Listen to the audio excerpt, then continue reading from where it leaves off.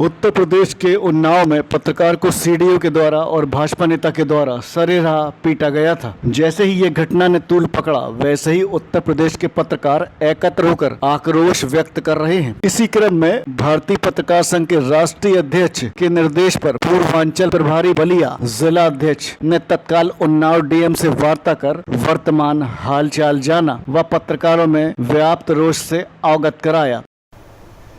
अपने कुछ होता है।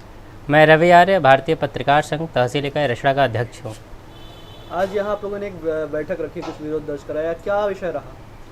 देखिए, उत्तर प्रदेश के उन्नाव ज़िले में ब्लॉक प्रमुख का जो चुनाव हो रहा था और चुनाव में खबर को कवरेज करने गए पत्रकार के साथ जिस तरीके से वहाँ के सीडीओ ने अभद्रता की है, मारपीट की है, इसको लेकर के तहसील इकाई रसड़ा में बैठक की गई है और इसकी घोर निंदा की गई है। इस तरीके का जो कार्य हुआ एक पत्रकार के साथ, ऐसा नहीं होना चाहिए, इसकी घोर निंदा की गई है। उसके साथ एक बीजेपी का कार्यकर्ता भी था, वो भी मारते हुए दिखा था। हाँ, बीजेपी का कार्यकर्ता एक वीडियो वायरल हो रहा है जिसमें बताया जा रहा है कि वह बीजेपी का कार्यकर्ता है और उन्नाव सीडीओ हैं, जो दोनों लोग मिलकर के एक पत्रकार को सरेराह सड़क पर इस तरीके से पीट रहे हैं। इसकी घोर निंदा की गई है। ऐसा लग रहा है एक तरफ जहां योगी सरकार पत्रकार सुरक्षा की बात करती है, वहीं इस सरकार में आए दिन देखा जा रहा है कि पत्रकार को सरेराह कोई न कोई अधिकारी, पुलिसकर्मी पीट रहा है। ऐसा लग रहा है कि सरकार से लेकर के सरकारी कर्मचारी पत्रकार के दुश्मन बन बैठे हैं। इसका घोर विरोध किया जा रहा है। अगर सरकार व सरकारी कर्मचारी के कानों तक यह जू नहीं रेंग रहा है तो मैं आपके माध्यम से बता देना चाहता हूं, और जैसा कि मेरा संगठन भी इस पर तत्पर है कि जरूरत पड़े तो हम सभी उन्नाव चल करके इसका विरोध करेंगे और इसके प्रति, इसके विरोध में आंदोलन का कार्य भी जारी रहेगा। उत्तर प्रदेश की सरकार में अब देखा जा रहा है कि आए दिन पत्रकारों की हत्याएं हो रही हैं। हाल ही में पत्रकार सुरभ श्रीवास्तव की हत्या हो गई, इसके बाद तत्काल तुरंत बाद ये उन्नाव का मामला सामने आया है। कैसे देख रहे हैं इसको आप?